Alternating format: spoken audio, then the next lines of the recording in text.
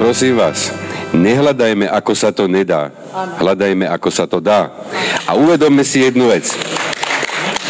Tieto procesy spájania a okrúhlych stolov sme absolvovali veľakrát.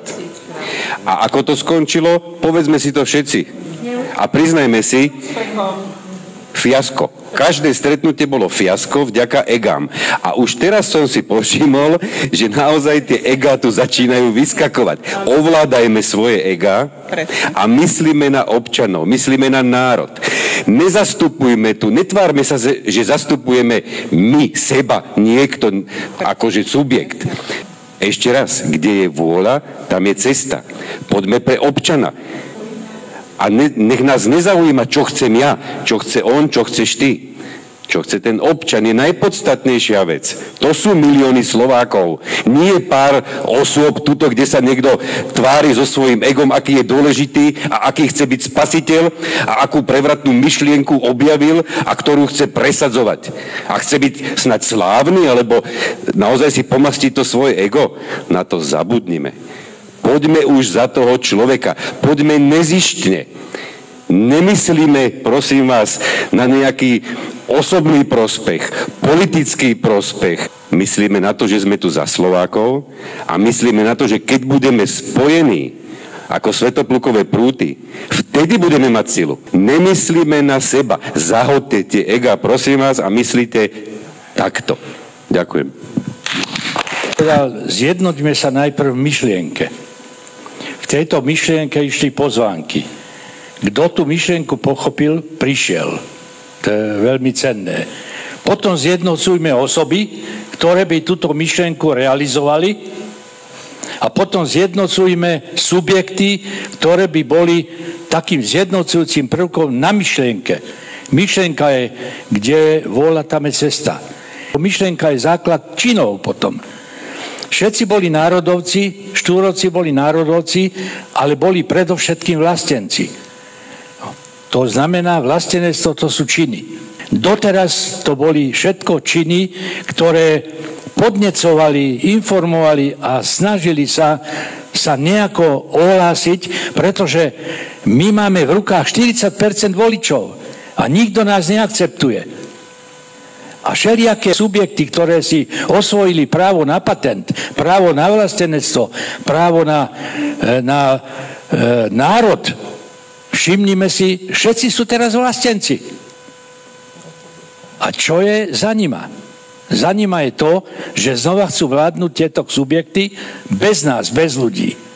A balamútia nás, aby sme na voľby túto ich stratégiu prijali. Ale popri tom štrikujú v zákulisí veci, ktoré sa vôbec občana pozitívne nedotýkajú. Práve negatívne. Čo sa zlepšilo?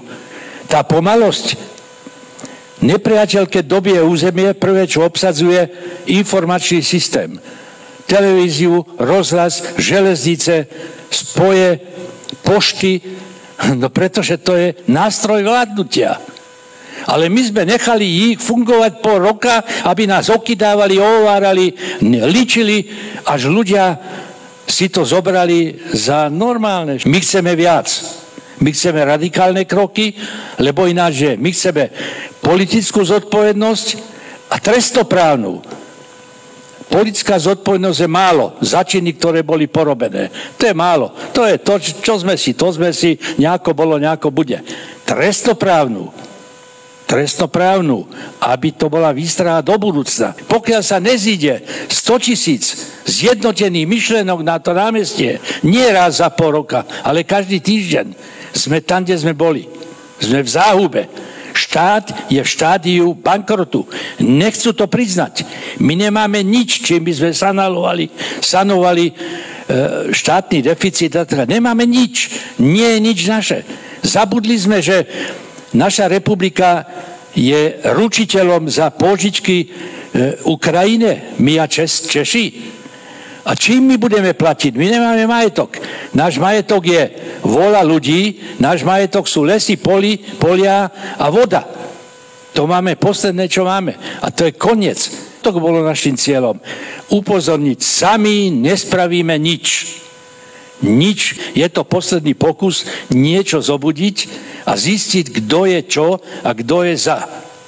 Lebo reči sú reči a chleba sa je.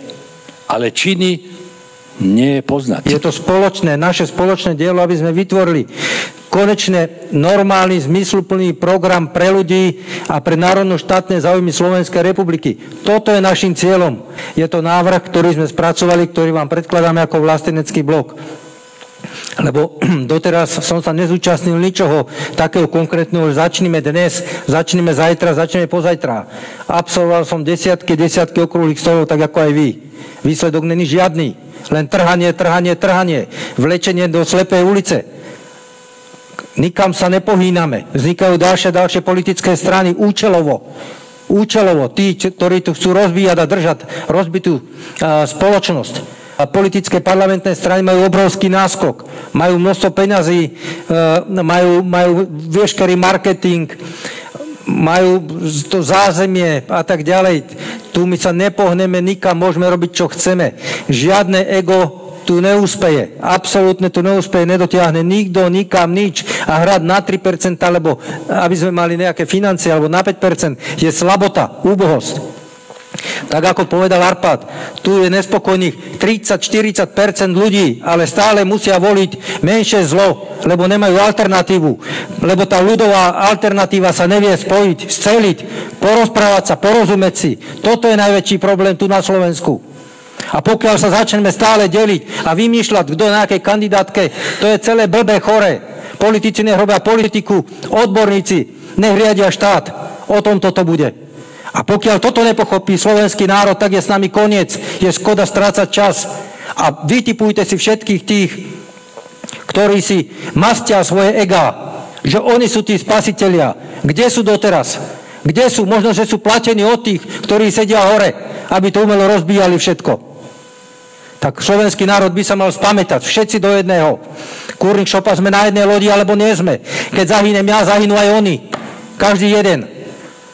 Vojne máme blíž ako k mieru. A na čo sa tu ideme hrať?